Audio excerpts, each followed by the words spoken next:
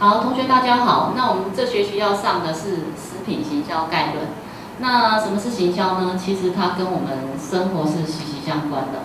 比方你要去买一个东西，你为什么想买那个东西呢？那其实你会发现，你的资讯从哪里来？其实很多是从一些广告，其实广告也算行销的一种。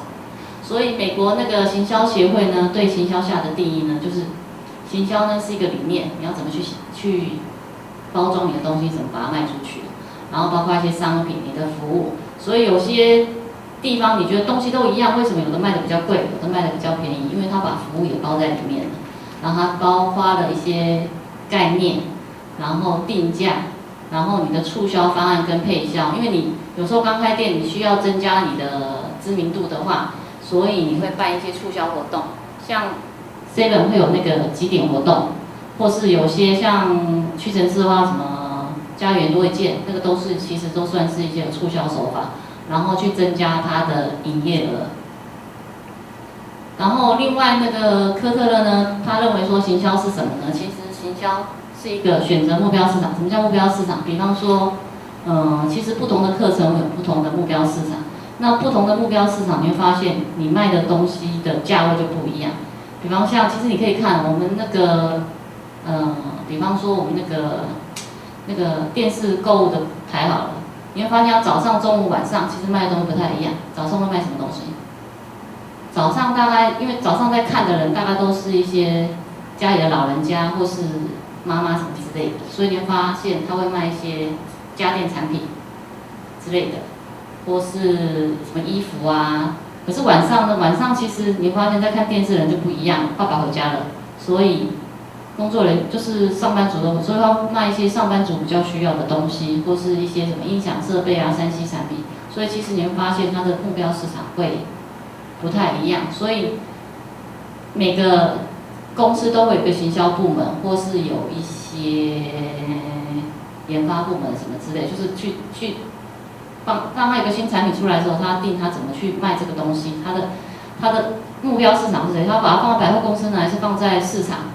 还是把它放在哪里，或是放到专柜，其实你会发现它的价位就不一样，它的市场区隔就不太一样。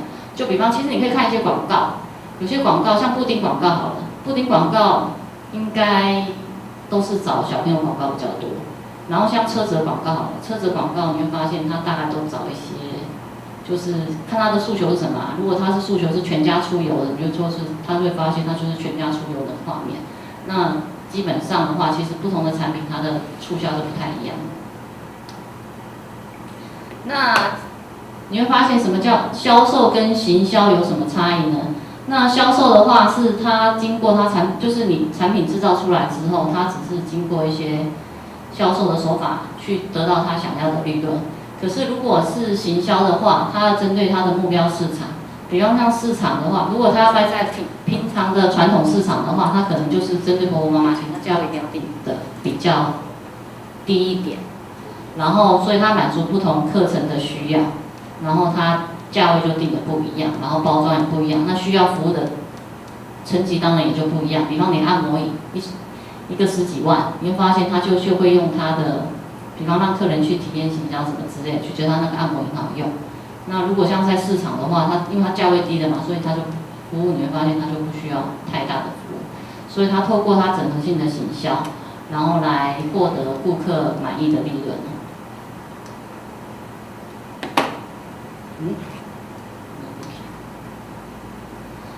然后我们的行销就是你要行销的目标包括哪些？比方说你的商品，你想卖这个东西，有的行销是它的服务，比方说你去看房子售屋好了，其实它的服务就很重要。所以其实不同的产品，它的销售它的要销售的行销的东西就不太一样。那有些是销售它的经验，比方有些像我们讲的故事行销好了，其实故事行销你会发现，它销售的呢就是它的经验。比方像我们去的那个什么薰衣草森林，其实它都是，其实你会发现现在很多那个连锁店它都是用故事行销。至于那个故事是真的假的呢？其实就是看每个人不太一样。然后还有事件，然后人物，比方说人物行销，比方像什么，就像麦当劳是什么？麦当劳是麦当劳叔叔，然后肯德基是那个上校应该是爷爷吧，就是人物行销啊。地方的话，其实就像现在在推销，每个地方都会有一些节庆活动，其实就是地方行销。像苗栗的话过阵子会有什么桐花季啊什么之类的，就是一些客家那种不一样的。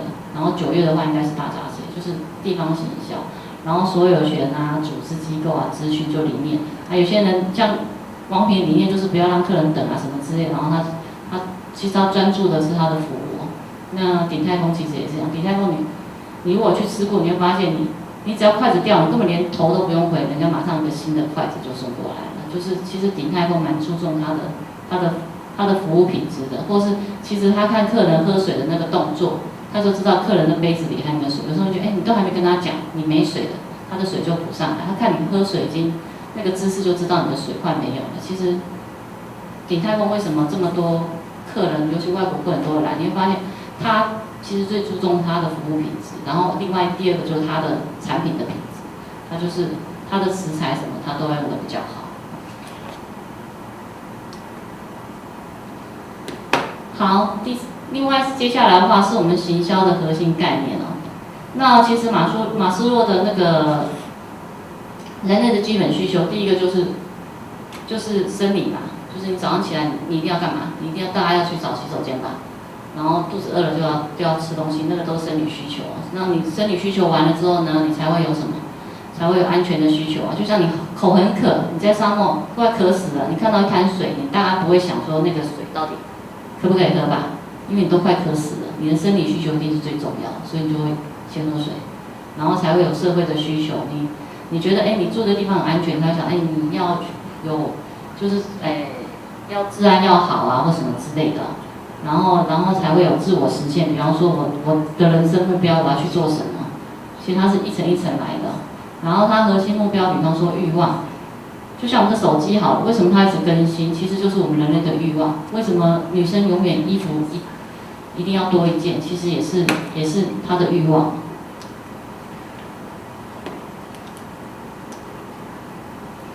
然后接下来是需求，就是你有需求，你才会想去买东西的。也许你家里已经有了，可是你觉得你需要更高级，就是你要有购买的欲望跟能力。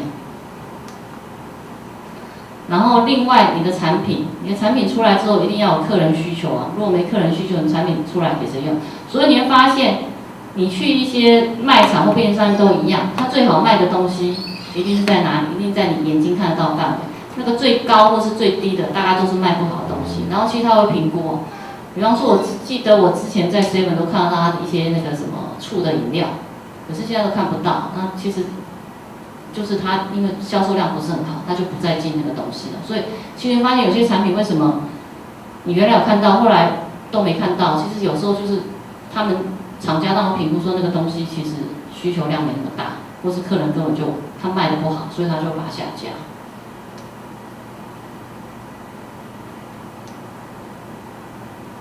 然后品牌，其实你觉得品牌重不重要？其实我觉得品牌应该很重要。所以有些人其实有些品牌你会发现，其实它上面的老板已经换人了，可是为什么有人却要去买它那个品牌？比如它品牌的知名度很好，尤其有一些我们讲究的一些名牌，其实就是别的厂商都会去买它那个牌子，因为它的牌，可是你的口碑你是要建立出来，才会有你的品牌啊。然后品牌的话，一个品牌它可以有6个层次的意义给购买者。第一个是它的属性，他觉得这个东西到底适合卖给谁啊？就像 LV 好了，大概一般是卖给一些贵妇什么之类的啦。所以你会发现 LV， 如果你学生背在身上，其实有人会觉得说那个应该都不是真的。那即使它是真的，就是其实那个东西就是看一个人的那个比较类似说一个人身份地位啊。然后品牌还有什么？品牌还有它的利益，就是它利益价值。然后第3个就是它的价值。有些东西你觉得为什么这个看起来很古老，人家为什么还是用的这么？就是它有它本身的价值，它代表的意义啊。就是像文化，你到每个国家你会发现它的东西都不太一样，那它当然就还包含了它的文化传承了。然后或是现在很流行的个性品牌，就是文创作品，为什么很多人喜欢？那就是代表每个人个性不太一样，就是或是它针对不同的使用者，它会有它设计它的方便性，或是它的舒适性，或它适合它使用。然后另外的话就是你品牌的价值哦，那就是顾客希望多少付出多少，他觉得这个是 OK 的。就像苹果的手机为什么卖那么贵？因为它的独立，它的那个大家用的话，其实你会发现大家觉得用了它的产品很不错就是，可是你会发现苹果其实它不太怎么说，它不太友善，就是你用了它的东西之后呢，比方插头跟人家不一样，它用的系统跟人家不一样。所以你用了它之后，就它没办法让你转换或什么之类的，所以就是看你喜不喜欢用的东西。你觉得它的价值好不好？然后市场区隔，其实行销蛮注重市场区隔，因为你这个东西你到底要卖给老人家、小孩子、上班族或是哪一类的人，你的市场区隔你一定要先定出你的东西。比方说车子好，我的进口车，我当然是卖给一些老板或者上班族之类的。那比方说一些小东西啊，比方像酱菜好了，有印象吗？我们酱菜谁在广告？酱菜大概都是请老人家的广告，因为其实老人家比较会想怀旧什么之类的，就会那个酱瓜之类的广告，其实你会发现他大概会请老人家什么之类的。那如果是零食糖果，它大概都是迎接年轻人或者小朋友做广告，就是我的市场区隔。然后交易就代表双方或多方的那个价值买卖，就是我跟你交易之后，我觉得这个东西到底，我觉得划不划算。然后交换的话，其实我们现在是用钱去交换，以前人的话常常是以物易物嘛。那他觉得他东西太多要跟人家交换，其实那个都算是交换，那是你觉得 OK 那。就像现在那个网络上也很多，不是都用什么东西换，后来换到什么一张机票或什么之类的嘛？那也是交换，他就是觉得他觉得他值得就好了。我们可以看一下，比方像可乐的一些广告，其实可乐你会发现它之前有一些产品都不见了，像我们在美国的话，它的可乐是五颜六色，它有什么樱桃口味什么之类。可是我记得那时候樱桃口味进到台湾的时候，我们喝起来觉得不要味，所以它是卖不好的。可是在美国的话，它可乐还有什么蓝色、什么颜色都有。如果你到它的总公司的话，它的可乐大概有几百种口味啊。可是有些口味它都是针对不同的国家去销售的，就是每个国家适应的产品不一样。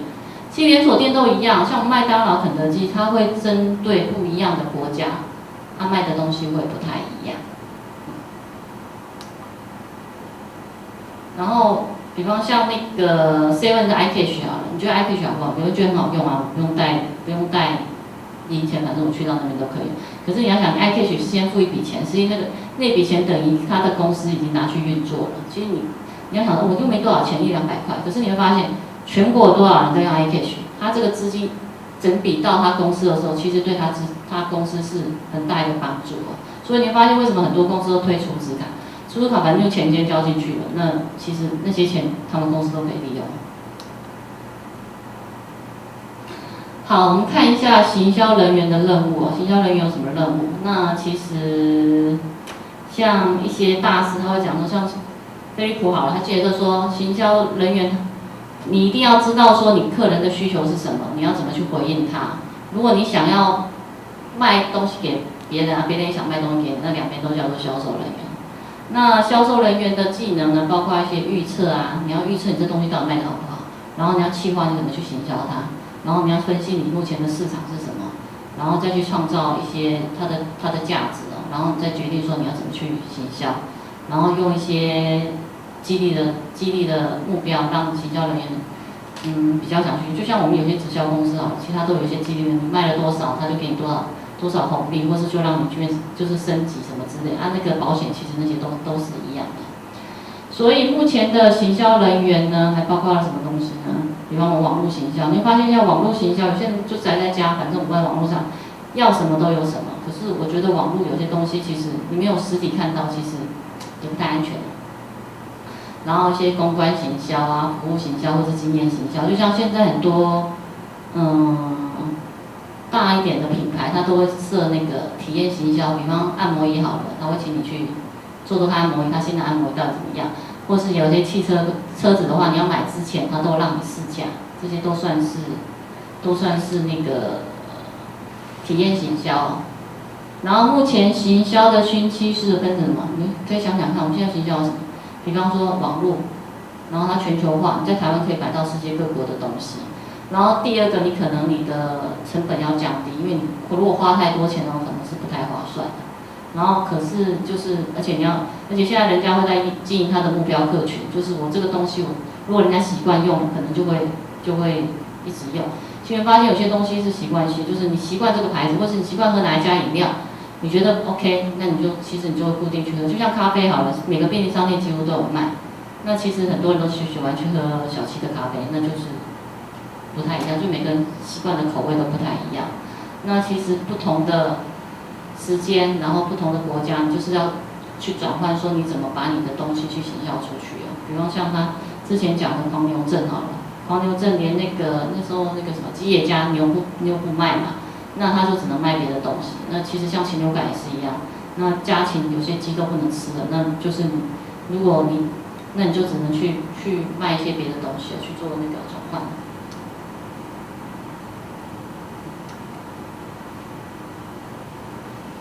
然后就是，其实你就是注重消费者的感受，然后跟顾客对话，才能去把你的产品去